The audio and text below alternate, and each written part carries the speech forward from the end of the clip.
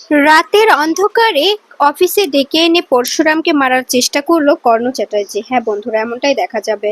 বিস্তারিত জানতে ভিডিওটিতে লাইক দিয়ে চ্যানেলটি সাবস্ক্রাইব করে শুরু থেকে শেষ অবধি দেখতে থাকো। গল্পের শুরুতেই দেখা যাবে নন্দিনীর বাসর ঘরে সবাই মিলে নাচ গান করতে থাকে এবং হই হল্লার করতে থাকে। এটা দেখে গৌরব অবাক হয়ে যায়। গৌরব বলতে থাকে, আমাদের বাড়িতে এরকম নাচ গান হয় না। এরপরে দেখা যাবে সবাই মিলে নাচ গান করতে থাকলে তখনই তখনই দেখা যাবে আয়ুষী ও বিজিত একসঙ্গে নাচতে থাকে। এটা দেখে সবাই খুশি হয়ে যায়। সবাই আয়ুষী ও বিজিতকে নিয়ে হই হুল্লোড় করতে থাকে এবং বলতে থাকে, সত্যি তোমাদের জুটিটা একদম বেস্ট। তোমাদের জুটির মতো কোনো কোনো জুটি হয় না। তোমাদের জুটিটা দেখলেই ভালো লাগে। এরপরে দেখা যাবে আয়ুষী ও বিজিতের নাচ শেষ হয়ে গেলে সবাই মিলে হাত তালি দেয় আর বলতে থাকে, সত্যি একটা অসাধারণ নাচ উপহার পেলাম আমরা। এরপরেই নন্দিনীকে বলতে থাকে, দিদি এবার তুই গান গা, প্লিজ তুই একটু একটা গান গা। তখনই নন্দিনী বলে, না আমি পারবো না। এরপরে দেখা যাবে তটিনীর জোড়াজোড়িতে নন্দিনী যখনই গাইতে যাবে ঠিক তখনই গৌরব বলে ওঠে, না নন্দিনী গান গাইবে না, কারণ আমাদের বাড়ির মেয়ে বউরা গান করে না, নাচ গান করে না। এ কথা শুনে অবাক হয়ে যায় সবাই। তখনই ভূমিকা বলে, কি বলছো এসব? তোমাদের বাড়ির মেয়ে বউরা নাচ গান করে না মানে? এক্ষুনি তো রূপসা গাইলো। এ কথা শুনে দেখা যাবে তখন গৌরব বলতে থাকে, ওটা আমাদের বাড়ির মেয়ে, ওর জন্য সবাইয়ের বরাদ্দ নয়, কিন্তু আমাদের বাড়ির বউরা কখনো নাচ গানে নিজেদের অংশগ্রহণ করে না, তাই নন্দিনীও করতে পারবে না। এ কথা শুনে অবাক হয়ে যায় সবাই। তখনই নন্দিনী চুপচাপ বসে থেকে শুধু গৌরবের কথাগুলো শুনতে থাকে এবং মনে মনে বলতে থাকে, আমি কি এই বিয়েটা করে ঠিক করলাম? গৌরবের কথাগুলো কেমন যেন বাগদাতা আলো আমলের মতো লাগছে। ও কেমন যেন করে কথা বলে, ওর কথাগুলো আমার কেমন যেন অদ্ভুত লাগে। এ যুগের ছেলে মেয়েরা কি এরকম করে কথা বলতে পারে? এরপরে তটিনী বলে, আচ্ছা আমি তো বুঝতে পারছি না যে ও গাইলে সমস্যাটা কোথায়। এখানে সবাই নাচছে গাইছে, তোমার কাকিমা তোমার বোন সবাই যদি গাইতে পারে নাচতে পারে, তবে আমার দিদি কেন পারবে না? তখনই দেখা যাবে এ কথা শুনে গৌরব বলতে থাকে, ও এখন আমাদের বাড়ির বউ, আমরা যেটা বলবো ওকে সেটাই মেনে নিতে হবে। এটা এটা আমাদের ডিসিশন এবং আমার ডিসিশন। এবার আপনার যা বলার আপনি বলতে পারেন। তখন এই কথা শুনে দেখা যাবে গৌরবের কাকিমা বলতে থাকে, আচ্ছা তুমি এতটা কেন কথা বলছো?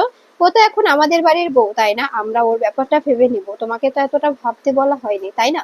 তখনই তটিনী বলে, ও যেমন আপনাদের বাড়ির বউ, আমাদের বাড়িরও মেয়ে, আমার দিদি, তাই আমরা ওর ব্যাপারে কিছুটা ডিসিশন নেওয়ার মতো অধিকার রাখি, তাই না? এরপরে দেখা যাবে তটিনীর কথা শুনে তখন ভূমিকা বলতে থাকে, প্লিজ তটিনী, ব্যাপারটা এতটা কমপ্লিকেটেড করে তুলিস না, এবার বন্ধ কর। ওরা ওরা যেটা বলছে সেটাই হোক, ওদের কথাই থাকুক। নন্দিনী না হয় নাই গাইলো, তবে কি হয়েছে? গাওয়াতে এখানে তো কিচ্ছু যায় আসে না, তাই না? সংসারটা করবে নন্দিনী, তুই কেন নন্দিনীকে নিয়ে এতটা মাথা ঘামাচ্ছিস? তখনই দেখা যাবে তটিনী বলতে থাকে, কেন গাইবে না? এখানে তো সবাই গাইছে, তবে আমার দিদি কেন গাইতে পারবে না? বৌমনি, তুমি এই কথাগুলো কেন বলছো? আমি তোমার কথাগুলো সত্যিই বুঝতে পারছি না। তোমার এতটা পরিবর্তন আমি কোনোভাবে মেনে নিতে পারছি না। তুমি এতটা পরিবর্তন কি করে করতে পারো? তখনই নন্দিনী বলে, প্লিজ তটিনী, বাদ দে। যখন ও চাইছে না তখন আমি গাইবো না। এসব নিয়ে কথা বাড়িয়ে আর কোনো লাভ নেই। এসব নিয়ে কথা বাড়িয়ে কি হবে বল? তখনই লাট্টু বেকুর মন খারাপ হয়ে যায়। লাট্টু বলতে থাকে, এদি ভাই চল আমরা এখন বলরাম আঙ্কেলকে নিয়ে আসি। বলরাম আঙ্কেলকে আমরা গান গাইতে বলবো। আঙ্কেল তো ওখানে চুপচাপ একা একা বসে আছে, তাই না? এরপরে দেখা যাবে যেই বলা সেই কাজ, লাট্টু ও পিকু সেখান থেকে উঠে যায়। সেখান থেকে উঠে গিয়ে বলরামের হাত ধরে টানতে টানতে স্টেজের উপরে নিয়ে আসে। এখানে নিয়ে এলে বলরাম অবাক হয়ে নন্দিনীর দিকে তাকিয়ে থাকে এবং বলরামকে দেখে অবাক হয়ে থাকে সবাই। নন্দিনী মনে মনে বলতে থাকে, লাট্টু পিকু কেন ওকে নিয়ে এলো? ওকে দেখে তো আমি কোনোভাবেই নিজেকে ঠিক রাখতে পারছি না, আমার যে কেন কষ্ট হচ্ছে এটাই বুঝতে পারছি না। এরপরে পরশুরাম মনে মনে বলতে থাকে, বন্ধুটা আমার প্রচন্ড কষ্ট পাচ্ছে, কিন্তু কোনো কিছুই বলতে পারছে না। ও কিছু বলতে পারছে না এবং কিছু করতেও পারছে না। আমি কি করব? ওকে আমি কি করে বোঝাই যে এতটা কষ্ট পাওয়ার কোনো কারণ নেই? আমি ব্যবস্থা করব, যে কোনো একটা ব্যবস্থা আমাকে করতেই হবে। আমি কোনোভাবেই আমার বন্ধুর চোখের জল আমি সইতে পারি না। এরপরে দেখা যাবে বলরাম গান গাইতে থাকে এবং নন্দিনীর দিকে তাকিয়ে থাকে। এটা দেখে জেলাস ফিল করতে থাকে গৌরব। গৌরব মনে মনে বলতে থাকে, এই লোকটাকে আমার মোটেও সুবিধার লাগছে না। এই লোকটা কেন এভাবে এভাবে নন্দিনীর সামনে এসে গান করছে? আর এই লোকটাকে আমি কোনোভাবেই সহ্য করতে পারি না। আমি বারবার বলেছি ওই লোকটা যেন এখানে না আসে, তারপরেও লোকটা কেন আসছে বারবার, এটাই তো বুঝতে পারছি না। এরপরে দেখা যাবে এরপরে দেখা যাবে বলরাম বলরামের মতো করে গান গাইতে থাকে আর মনে মনে বলতে থাকে, আমি যাকে চেয়েছি তাকে কখনোই পাইনি, যখন যেটা চেয়েছি সেটাই আমার থেকে ঠাকুর ছিনিয়ে নিয়েছে। কেন আমার ভাগ্যে কি কখনো কিছুই জোটে না? কখনোই কি আমি কাউকে নিজের করে পেতে পারি না? সবসময় শুধু কি হারিয়ে যাব? কখনো কি ফিরে পাবো না? কিচ্ছু ফিরে পাবো না। এরপরে দেখা যাবে ভূমিকা মনে মনে বলতে থাকে, সত্যি এই লোকটার ব্যবহার আমার কেমন যেন অদ্ভুত লাগে। এই লোকটার ব্যবহার দেখে মনে হয় সত্যি কোনো একটা ব্যাপার আছে, এর মধ্যে কোনো না কোনো গন্ডগোল অবশ্যই আছে। নন্দিনী কি চায়? নন্দিনীর চোখ দুটো কেমন ছলছল করছে। এদিকে দেখা যাবে নন্দিনী নন্দিনীর চোখে কান্নার ভাঁজ পড়ে যায়। তখনই গৌরব মনে মনে বলতে থাকে, গানটা একবার বন্ধ হোক, তারপরে ওকে আমি উচিত শিক্ষা দিচ্ছি। এখানে এসে আমার ওয়াইফের সামনে ও কি ইঙ্গিত করতে চাইছে, কি বোঝাতে চাইছে, এটার একটা হেস্তনেস্ত করবো আজকে আমি। এরপরে দেখা যাবে গৌরবের গান বন্ধ হলে তখনই দেখা যাবে গৌরব বলরামকে অপমান করতে থাকে। এটা দেখে বলরাম রেগে যায় আর বলতে থাকে, আপনি হয়তো ভুলে যাচ্ছেন আমি কে। আমি চাইলে আপনার এখানে এখানে এমন অবস্থা করতে পারি আপনার কোনো ধারণা নেই। ভাগ্যিস আপনি নন্দিনীর হাজবেন্ড, তাই আপনি এখানে এভাবে বসে আছেন। তা না হলে আজকে আমি আপনাকে দেখিয়ে দিতাম যে আমার সঙ্গে এভাবে কথা বলার ফলটা কি হতে পারে। আমাকে চোখ রাঙানোর ফল কতটা ভয়ঙ্কর আপনি বুঝতে পারতেন। এ কথা শুনে তখন সবাই অবাক হয়ে যায়। তটিনী বলতে থাকে, প্লিজ বলরাম দা, এবার এবার চুপ করো, অনেক হয়েছে। কেন ঝামেলা করছো? ঝামেলা বাড়িয়ে কি হবে বলো? অযথা ঝামেলা বাড়িও না, আমি তোমার কাছে হাত জোর করে রিকোয়েস্ট করছি। কেন এমন করে সমস্যা আরো কমপ্লিকেটেড করে তুলছো? এরপরে দেখা যাবে সবাই অবাক হয়ে বলরামের দিকে তাকিয়ে থাকে। বলরামের চোখ দুটোর দিকে তাকালেই আরাধ্যা বুঝে যায় যে কোনো একটা ব্যাপার আছে। এরপরে কাবির বলতে থাকে, এই চাপোষা লোকটা কেন যে এখানে পড়ে আছে এটাই বুঝতে পারছি না। ও যেন শিবপ্রসাদ গাঙ্গুলি শ্বশুরবাড়ি বলে ও পড়ে আছে, কিন্তু এ এ কেন এখানে এভাবে নির্লজ্জের মতো পড়ে আছে সেটাই ভাবতে পারছি না। এরপরে দেখা যাবে বলরাম বলতে থাকে, কি হলো, কথা বলছো না কেন? এরপরে দেখা যাবে নন্দিনী বলতে থাকে, প্লিজ আপনি এখান থেকে যান। এরপরে প্রার্থনা বলতে থাকে, আমি বুঝতে পারছি না যে তুমি কেন আমাদের বাড়ির জামাইকে এভাবে অপমান করছো। আমাদের বাড়ির নতুন জামাইকে অপমান করার সাহস তোমাকে কে দিয়েছে? বলো, এই সাহসটা তুমি কোথায় পেয়েছো? তখনই আয়ুষী বলতে থাকে, আমি বুঝতে পারছি না যে এখানে কি হচ্ছে, এসবের মানে কি? সবাই এভাবে কেন জামাইবাবুকে অপমান করছে, জামাইবাবুকে কথা শোনাচ্ছে? কি হলো বদ্দি ভাই, তুই কিছু বলবি না? সবাই মিলে তোর স্বামীকে এরকম করে কথা শোনাচ্ছে, তুই কি সমস্তটা মেনে নিবি? সমস্তটা কি এভাবে চুপচাপ মুখ বুজে সহ্য করে যাবি? কেন সহ্য করবি বল? তুই তো কথা বলতে পারিস, তাই না? এরপরে বলরাম বলতে থাকে, উনি জানে উনি জানে যে কোথায় কি কথা বলতে হবে, কারণ কারণ উনি খুব ভালো করে চেনে এই লোকটা যে কতটা ভয়ঙ্কর সেটা সেটা উনি খুব ভালো করেই জানে। এখন এখন শুধু সবার মান সম্মান রাখতেই ও এরকম করে এই ছেলেটাকে বিয়ে করেছে। এ কথা শুনে তখন দেখা যাবে অবাক হয়ে যায় নন্দিনী মনে মনে বলতে থাকে, আমি কি করে বোঝাই ওনাকে যে আমি কি চাই? আমি কোনোভাবেই তো কোনো কিছুতেই নিজেকে মানিয়ে নিতে পারছি না। সব দিক থেকে আমার কেমন যেন দম বন্ধ হয়ে আসছে, মনে হচ্ছে সব দিক থেকে আমাকে ঘিরে নেওয়া হচ্ছে। এদিকে দেখা যাবে বলরামের চোখগুলো লাল হয়ে গেলে তখনই তটিনী বলতে থাকে, প্লিজ বলরাম দা, তুমি এখন এখান থেকে যাও। আমি বুঝতে পারছি তোমার কষ্ট হচ্ছে, তাই বলে এরকম করে ঝামেলা করার কোনো কারণ নেই। পরশুরাম মনে মনে বলতে থাকে, আমি জানি ও কিসের রাগ থেকে কি করছে। ওর প্রচন্ড রাগ হয়েছে, ও প্রচন্ড কষ্ট পাচ্ছে। আমার বন্ধুটার রাগ ভাঙাতে হবে।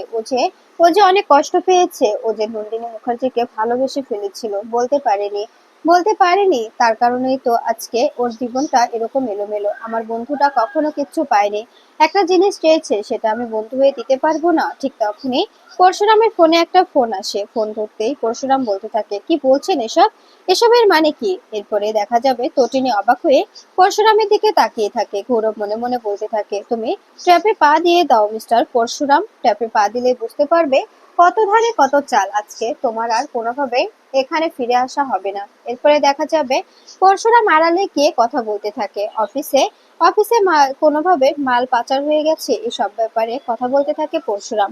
এসব কিছু শুনে অবাক হয়ে যায় আর বলতে থাকে, কি বলছো এসব? এসবের মানে কি? এরপরে দেখা যাবে পরশুরাম বলতে থাকে, আমি বুঝতে পারছি না আমি কি করব এখন। এদিকে দেখা যাবে কর্ণ চ্যাটার্জি আড়াল থেকে সমস্তটা দেখতে থাকে আর বলতে থাকে, তুমি তুমি জানো না মিস্টার পরশুরাম, তুমি কত বড় বিপদে পড়েছো, কত বড় বিপদ তোমাকে ঘিরে নেওয়া হয়েছে।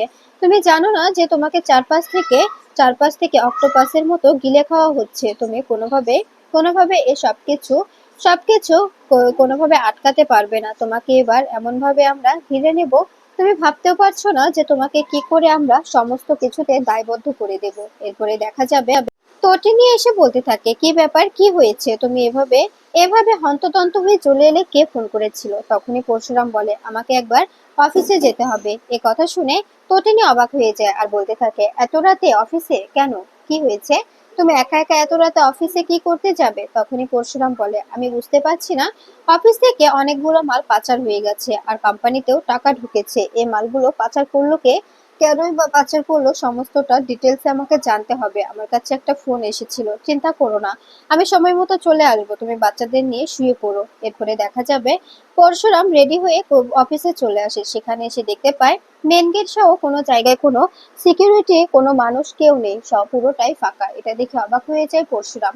পরশুরাম বলতে থাকে, আমি কি এখানে এসে ঠিক করলাম, নাকি এখানে কোনো ট্র্যাপে ফেলানোর জন্য আমাকে পুরো ফোন দিয়ে ডেকে আনা হলো, আমি বুঝতে পারছি না। এরপরে দেখা যাবে তটিনী লাটু পিকুকে ঘুম পাড়িয়ে দিয়ে পরশুরামকে ফোন করে আর বলতে থাকে, কি হয়েছে, ওদিকে কি খবর, কোনো কিছু খুঁজে পেলে? তখনই পরশুরাম বলে, বুঝতে পারছি না তটিনী, চারপাশটা কেমন স্তব্ধ হয়ে আছে, কেউ নেই, একজন জনপ্রাণীও নেই, পুরো অফিসটা ফাঁকা, কেউ নেই, কেউ কোথাও কেউ নেই, আমি বুঝতে পারছি না এসব কিছুর মানে কি। এসব কিছু কি কোনোভাবে কাকতালীয়, নাকি পুরোটাই একটা প্ল্যান আমাকে এখানে টেনে আনার জন্য? তখন এই কথা শুনে তটিনী অবাক হয়ে যায় আর বলতে থাকে, আমি কি ওখানে যাব, আমাকে যাওয়ার প্রয়োজন? তখনই পরশুরাম বলে, না তটিনী, তোমাকে আসতে হবে না, আমি আমি সমস্তটা সামলে নেব, তুমি তো জানো তোমার বর সবকিছু একা হাতে সামলাতে পারে। এরপরে দেখা যাবে পরশুরাম নিজের ক্যাবিনে যায়। সেখানে গিয়ে দেখতে পায় কোনোভাবে বাল্বগুলো জ্বলছে না, আলো জ্বলছে না, কিচ্ছু হচ্ছে না।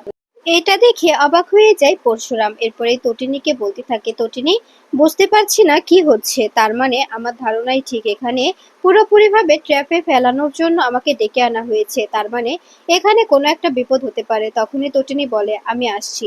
এই কথা শুনে পরশুরাম বলে, না, তোমার আসার কোনো প্রয়োজন নেই, তোমার হাজবেন্ড পুরোপুরিভাবে নিজেকে তৈরি করতে পারে, সব পরিস্থিতিতে নিজেকে মানিয়ে নিতে পারে পরশুরাম, তাই তোমাকে কোনোভাবে নিজেকে এইসবের মধ্যে জড়াতে হবে না, বাচ্চাদের নিয়ে ঘুমিয়ে পড়ো। তখনই তটিনী বলে, তোমাকে ছাড়া কি কখনো আমি ঘুমিয়েছি বলো?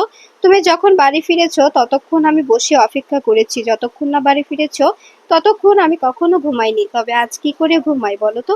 এরপরে দেখা যাবে তটিনী বলে, সাবধানে, যদি কোনো প্রয়োজন হয় আমাকে বলতে পারো, আমি আসবো। এ কথা শুনে পরশুরাম বলে, না তটিনী, আমি তো বলছি আসতে হবে না, কোনো রকম কোনো ঝুঁকি নেওয়ার প্রয়োজন নেই, বাচ্চাদের নিয়ে শুয়ে থাকো, ঘুমিয়ে পড়ো। এরপরে দেখা যাবে এই বলে ফোন কাটতেই ঠিক তখনই তটিনী দেখতে পায় পরশুরাম নিজের রিভলভারটা ফেলে গেছে। এটা দেখে তটিনী অবাক হয়ে যায় আর বলতে থাকে, যদি ওর কোনো বিপদ হয় তবে কি হবে, ও তো নিজের রিভলভারটা ফেলে গেছে। এদিকে দেখা যাবে চারপাশ থেকে অনেকগুলো গুন্ডারা পরশুরামকে ঘিরে ফেলে। পরশুরামকে ঘিরতেই পরশুরাম অবাক হয়ে যায়। এরপরে চারপাশ থেকে সবাই পরশুরামকে চেপে ধরলে পরশুরাম কোনোভাবে আর নিজেকে সরাতে পারে না।